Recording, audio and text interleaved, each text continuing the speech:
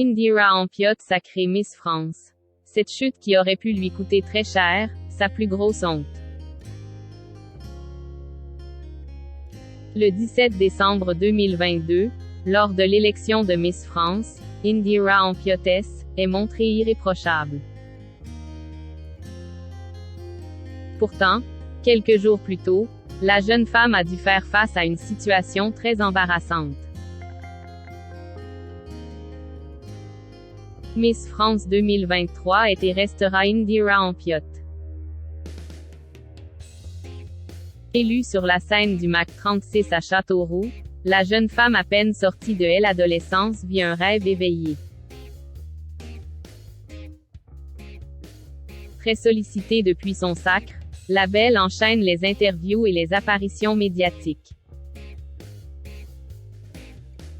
Dans une interview accordée à Cosmopolitan, elle est notamment revenue sur les entraînements qu'elle a suivis avant de monter sur scène. Et le moins que l'on puisse dire, c'est qu'elle revient de loin. En effet, si elle s'est montrée aussi confiante et parfaite le soir du défilé, c'est avant tout parce qu'elle a assidûment suivi les conseils de ses coachs. Malgré tout, cela ne l'a pas empêchée de faire des erreurs et même de chuter devant le jury de présélection.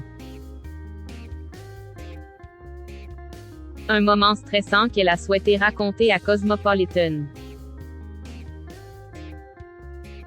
J'étais déjà passée devant le jury, mais par la suite, on est repassé avec les filles et je me suis retrouvée à terre.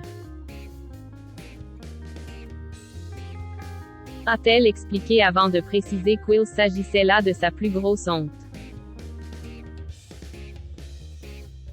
Heureusement la jolie Guadeloupéenne, célibataire qui plus est,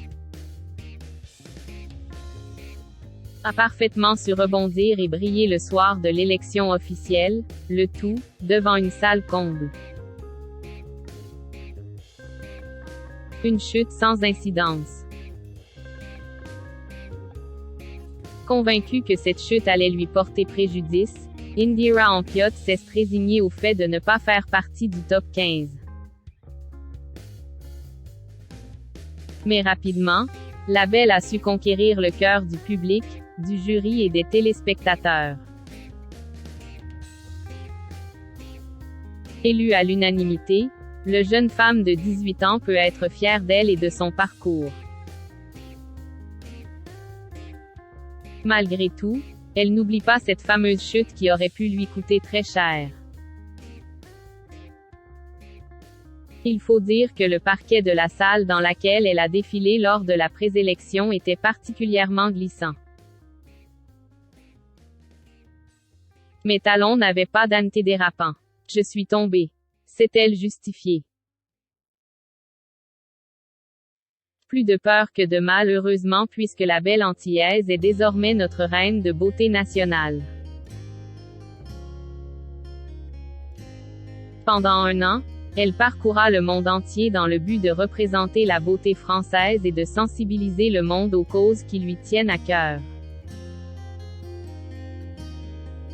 Une année chargée mais riche en émotions et en expériences.